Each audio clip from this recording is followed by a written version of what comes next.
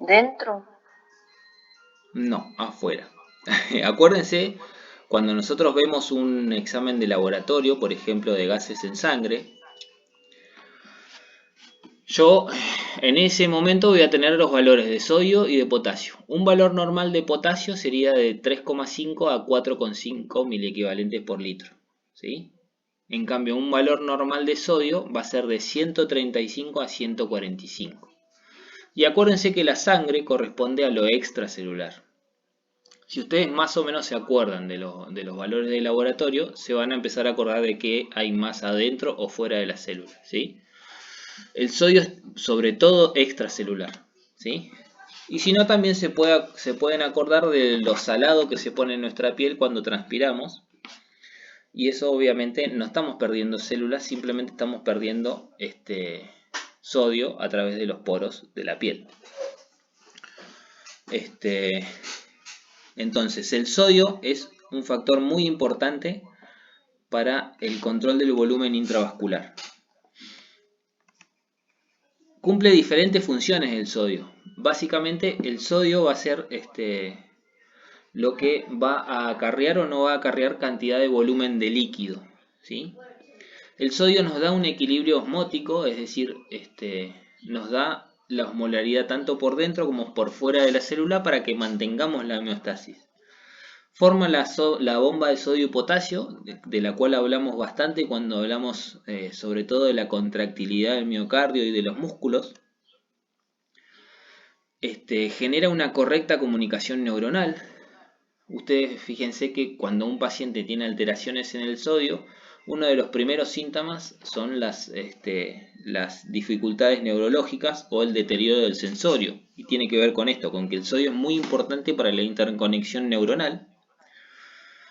Y obviamente regula mucho el volumen sistólico. Si aumenta el consumo de sodio, los riñones se vuelven incapaces de eliminar el exceso. El aumentar el consumo de sodio significa agregarle sal a la comida antes de probarla, por ejemplo. Ese tipo de hábitos obviamente atentan contra la presión arterial y debido al sodio. El sodio principalmente va a afectar el volumen sanguíneo.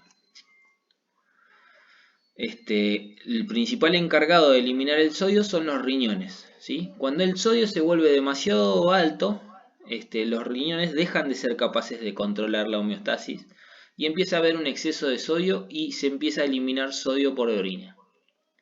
El sodio comienza a pasar dentro de la célula, aumentando el volumen de la célula, ¿sí? De todas las células, eso incluye la hemoglobina y el hematocrito, por lo que aumenta el volumen sistólico que forma parte del gasto cardíaco. Entonces, aumenta el volumen sistólico, aumenta el gasto cardíaco. Por lo tanto, aumenta la presión arterial. ¿Sí? Al aumentar el gasto cardíaco, por ende, también la presión arterial. ¿Se entiende? El sodio básicamente lo que va a hacer es hinchar la célula cuando es demasiado, y sobre todo superar la capacidad de los riñones de eliminarlo.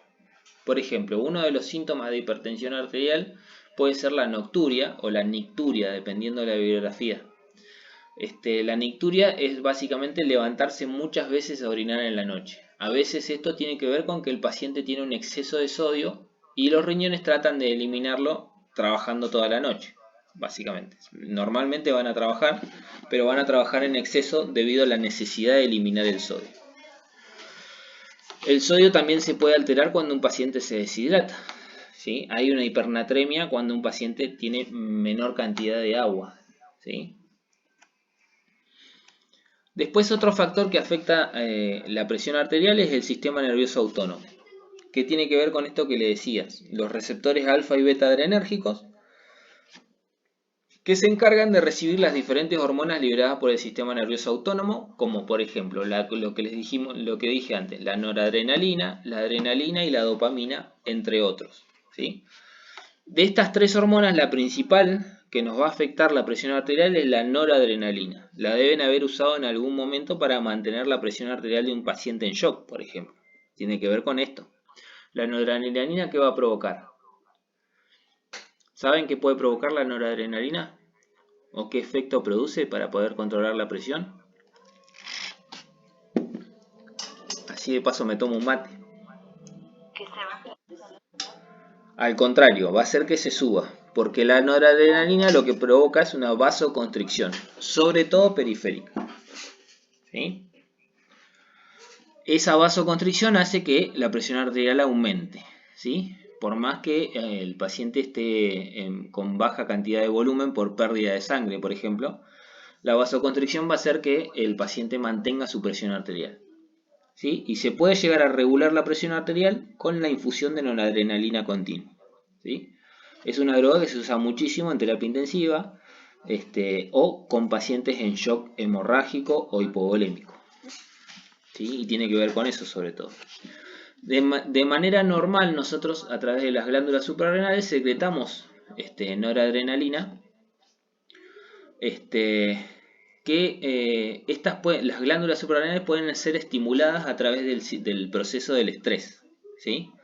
Cuando hay un paciente que está muy estresado, que está trabajando mucho, que está haciendo demasiadas horas, trabaja mucho de noche, se angustia demasiado, tiene problemas personales y todo eso se va sumando, es probable que libere más cantidad de noradrenalina y esa sea la explicación de una presión arterial alta, por ejemplo, o de una hipertensión debido a este proceso.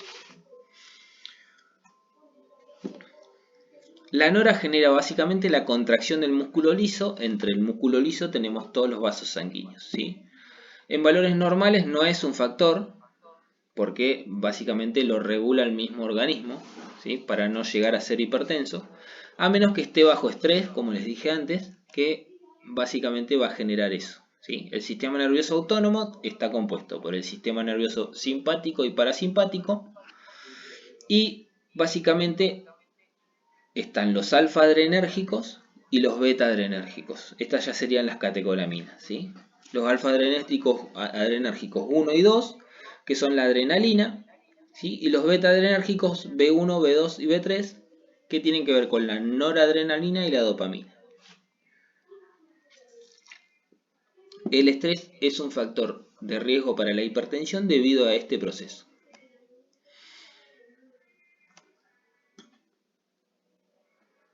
En lo que respecta al sistema renina-angiotensina-aldosterona, es un sistema que se activa con una hipotensión, por ejemplo.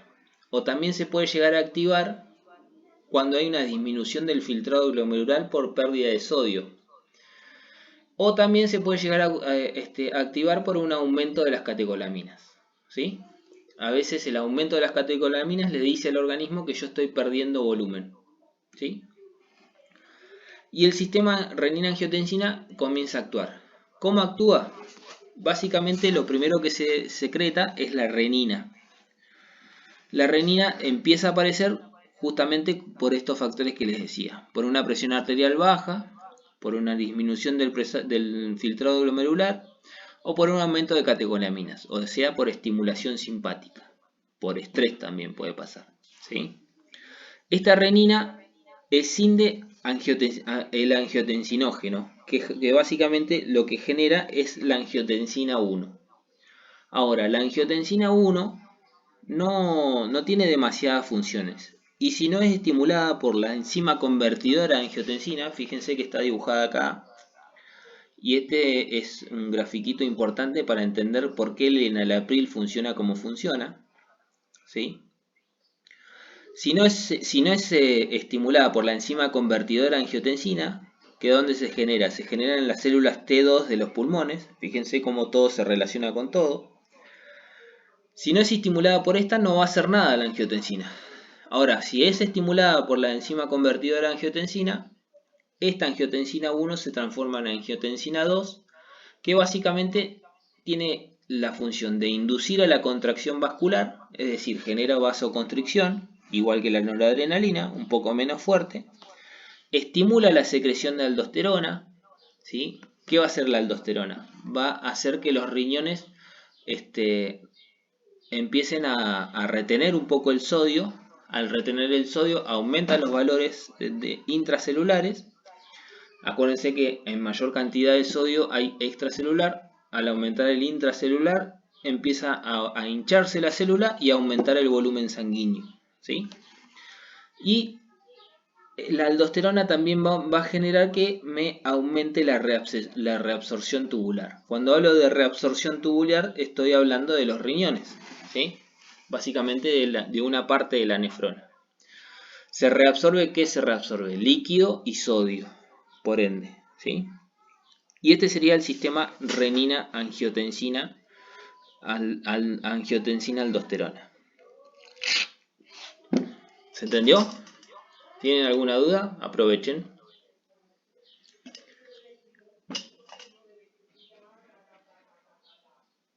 ¿Qué es el enalapril, por ejemplo? El enalapril es un inhibidor de la enzima convertidora de angiotensina, o el famoso IECA, se llama así, el enalapril. Por eso se los mencionaba.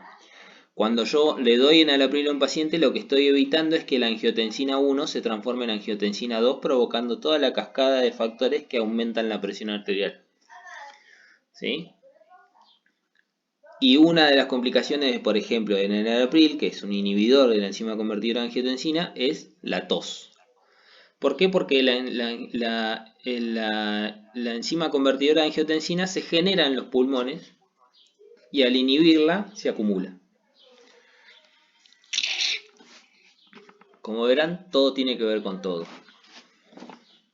¿Alguna duda?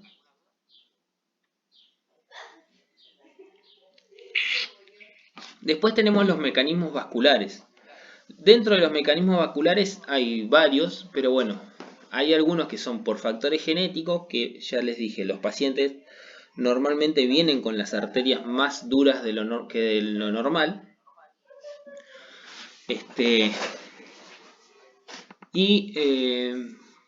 Básicamente, al tener las arterias más duras, al paso de la sangre se genera mayor presión arterial. Y después otros son la arteriosclerosis, la predisposición que el paciente tiene de desarrollar arteriosclerosis, el colesterol alto, ¿sí?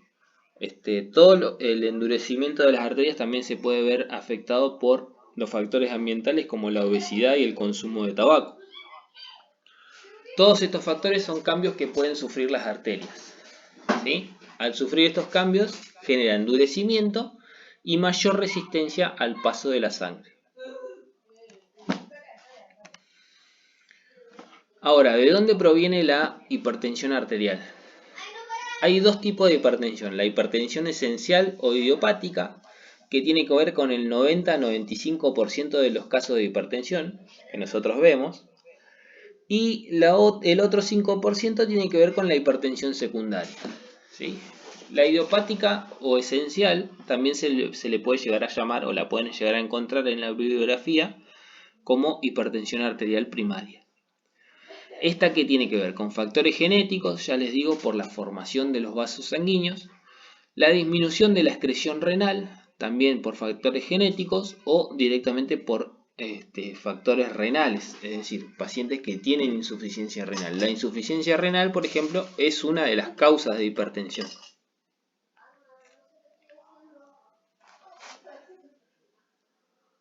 Había alguien para admitir, pero desapareció. Después tenemos los factores ambientales que, como les dije antes, tienen que ver con la obesidad, la diabetes, ¿sí?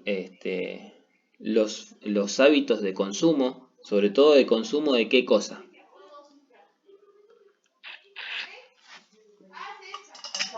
De la sal, sobre todo de la sal. La sal es un factor importantísimo. Un paciente que come con demasiada sal, que come demasiados embutidos, que come demasiados enlatados, es probable que tenga un mayor factor de riesgo para tener presión arterial alta, ¿sí?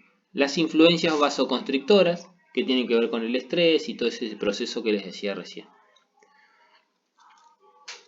Y después tenemos la hipertensión secundaria, que tiene que ver con la hipertensión renovascular y estenosis, que básicamente son factores genéticos que provocan esto. Los trastornos monogénicos, como por ejemplo el tener insuficiencia renal ya propiamente dicha. Los defectos genéticos como el hiperaldosteronismo, hay una deficiencia en el metabolismo de la aldosterona de estos pacientes, por lo que se acumula. ¿Y qué pasa? Con la aldosterona empiezan a retener mayor cantidad de sodio. Estos pacientes son hipersensibles al consumo de sal. poquita sal que consumen, ahí nomás se ve reflejado en la presión arterial. Y después pueden haber mutaciones que pueden afectar a la reabsorción del sodio en el organismo. Básicamente, cómo se maneja el sodio en el organismo es alterado por mutaciones dentro de las células. A veces se da que son más permeables que el normal el de la gente al sodio. ¿Cuáles son las manifestaciones clínicas de la hipertensión? ¿Conocen alguna? ¿Siempre tiene manifestaciones clínicas?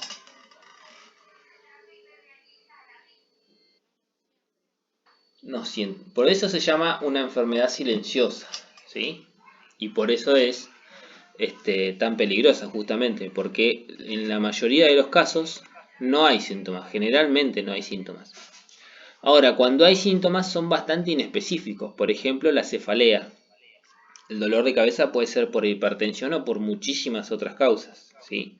Al igual que los vómitos y las náuseas, también puede ser por indigestión, ¿sí? Pero bueno, en el caso de la hipertensión arterial, esos vómitos y náuseas tienen que ver con el aumento de la presión intracraneana, obviamente, ¿sí? El tinnitus, ¿alguien sabe lo que es el tinnitus?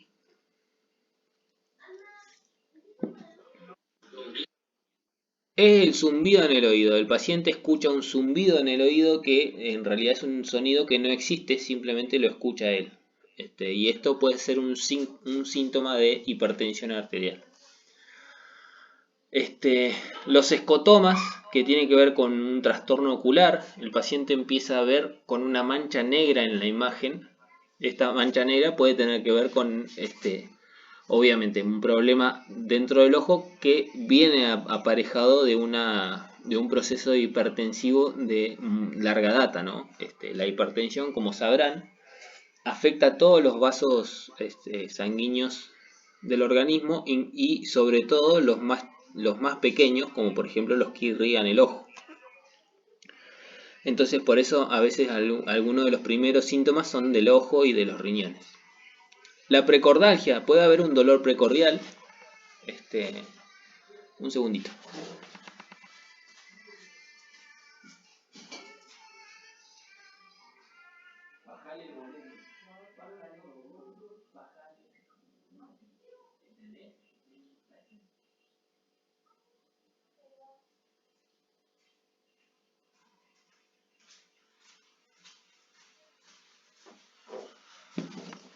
Como les decía, la precordalgia puede ser uno de los síntomas.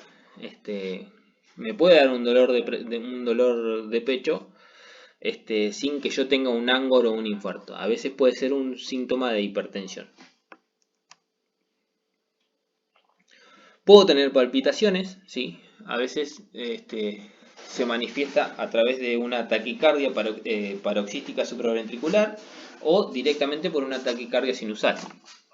Que bueno, de eso ya saben ustedes porque ya estuvieron en la clase. Y las parestesias, básicamente el hormigueo de los miembros, de los 4 miembros, puede ser de una mano, de un pie. El paciente se queja de que siempre se le duerme un pie o de que se le duerme el brazo cuando duerme de costado. A veces puede tener que ver con un síntoma de hipertensión. Y como les dije antes, la nicturia. ¿Con qué tiene que ver la nicturia? ¿Por qué se levanta tantas veces a la noche a hacer pis? ¿Qué les dije?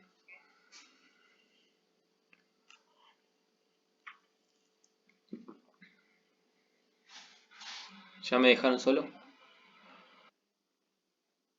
No, porque el cuerpo trata de eliminar el exceso de sodio. Acuérdense que tiene que ver con eso la nicturia, ¿sí? Básicamente los riñones son los que filtran el sodio y los eliminan por orina.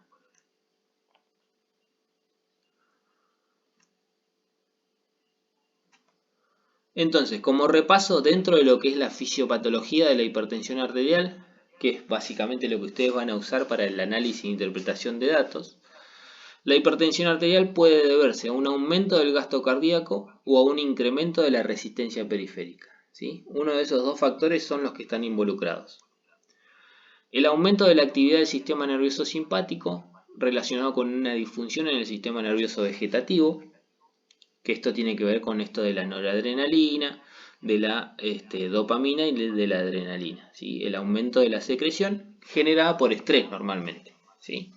El incremento de la reabsorción renal de sodio, cloro y agua relacionada con una variación genética en las vías por las cuales los riñones controlan el sodio, ¿sí?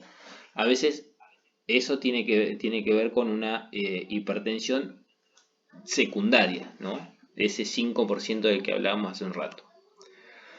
También puede tener que ver con el aumento de la actividad del sistema renina-angiotensina-aldosterona, ¿sí? Que conduce a una expansión del volumen de líquido extracelular y un aumento de la resistencia vascular sistémica, ¿sí? Por el mismo proceso que les decía recién, ¿sí? Acuérdense que la angiotensina 1 no tiene casi ningún efecto. Para que llegue a generar efecto tiene que transformarse en angiotensina 2.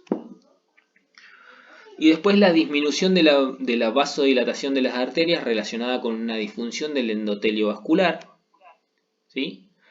La resistencia a la acción de la insulina, la cual puede ser un factor común que se relaciona con la hipertensión arterial, la diabetes de tipo 2, la hipertrigliceridemia, la obesidad y la intolerancia a la glucosa. Fíjense que todo esto genera la resistencia de la acción de la insulina. Obviamente, tanto la diabetes como la obesidad, ¿sí? Y la intolerancia a la glucosa o la hipertrigliceridemia me va a afectar a las arterias y por ende va a ser más propenso a tener hipertensión arterial. Y la activación de los componentes innato y adaptativo de la respuesta inmunitaria que pueden contribuir a la inflamación y la disfunción renal, ¿sí? Todos los procesos inflamatorios, infecciosos que generan alguna disfunción renal pueden llegar a generar hipertensión. ¿Cómo? ¿Se empezó a cortar?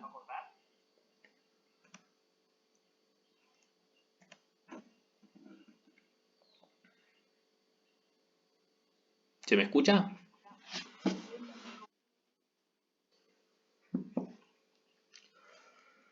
Ya se debe estar por terminar la sesión de Meet, me imagino. A ver. Ah, bueno. Bueno, ahora terminamos con hipertensión y ya en el periodo que viene empezamos a hablar de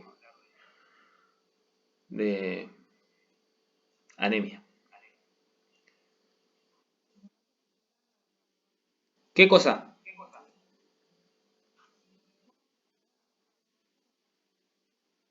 A ver, vamos para atrás.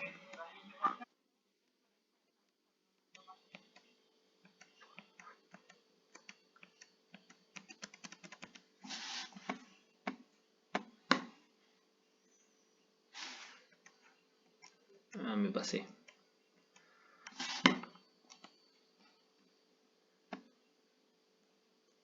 Acá. De esta placa me dicen, entonces, ¿no?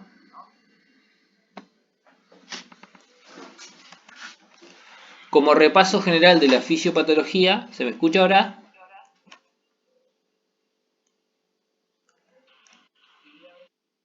Bueno, la hipertensión puede deberse al aumento del gasto cardíaco o a un incremento de la resistencia periférica. Acuérdense, el gasto cardíaco tiene que ver con el volumen sistólico y con la frecuencia cardíaca o al incremento de la resistencia del paso de la sangre sobre los vasos. El aumento de la actividad del sistema nervioso simpático relacionado con una disfunción del sistema nervioso vegetativo. Esto tiene que ver con el proceso de estrés, ¿sí? Y la secreción de catecolaminas a partir de las glándulas suprarrenales. Acuérdense que la más importante en el caso de la tensión arterial es la noradrenalina. El incremento de la reabsorción renal de sodio, cloro o agua relacionada con una variación genética en las vías por las cuales los riñones controlan el sodio. Esto también puede ser un causante de la hipertensión arterial y puede ser que el paciente lo tenga por cuestiones genéticas, ¿sí? De nacimiento. El aumento de la actividad del sistema renina-angiotensina-aldosterona, ¿sí? Que ya lo mencionamos hace un ratito, que conduce a una expansión del volumen de líquido extracelular y a un aumento de la resistencia vascular por contracción del músculo liso, ¿sí? Como lo vimos recién. Después tenemos la disminución de la vasodilatación de las arterias relacionada con una disfunción del endotelio vascular. A veces el paciente viene predispuesto para tener los vasos sanguíneos más rígidos que de lo normal. La resistencia a la acción de la insulina, que obviamente esto me puede llegar a causar diabetes tipo 2, hipertrigliceridemia, obesidad y la intolerancia a la glucosa, además de obviamente hipertensión arterial, por estos mismos factores. ¿Sí? La diabetes, tanto la diabetes como la obesidad son factores muy importantes de factores de riesgo de hipertensión arterial. Y la activación de los componentes innatos y adaptativos de la respuesta inmunitaria, que pueden contribuir a la inflamación y a la disfunción renal. Es decir, cualquier proceso infeccioso importante me puede alterar los riñones de tal manera que me genere hipertensión arterial. En cuanto a las condiciones gerontológicas, es decir, a las consideraciones gerontológicas, es decir, a lo que afecta particularmente a los ancianos, es bastante común que los ancianos tengan hipertensión sistólica aislada, ¿sí? Arteriosclerosis también es bastante común, más común en los ancianos que en los pacientes jóvenes, y hay un aumento del colágeno y una disminución en la elastina, que hacen que los vasos se pongan más rígidos, y esto tiene que ver específicamente con los ancianos. Cuando tengan tiempo vean este gráfico, todo lo que está en línea de punto es lo que va en contra del aumento de la presión arterial, y todo lo que son las flechas que están en negro directamente son lo que aumenta la presión arterial. Este gráfico véanlo, presten la atención, lo van a encontrar en el libro, si no lo ven directamente de las diapositivas que se las voy a colgar ahí en la plataforma. Dentro de en lo que respecta al tratamiento médico, van a ver este cuadrito en el libro.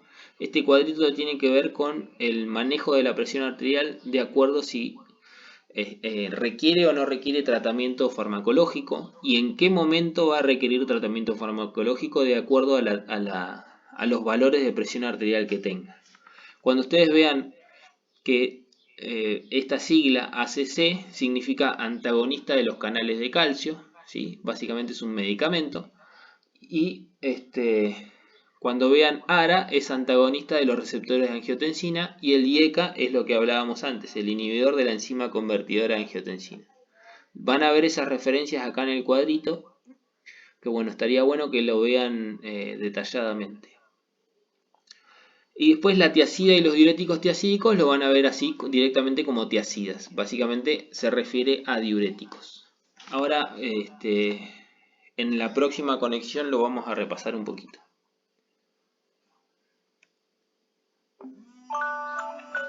Me parece que se nos acabó la hora, ¿no?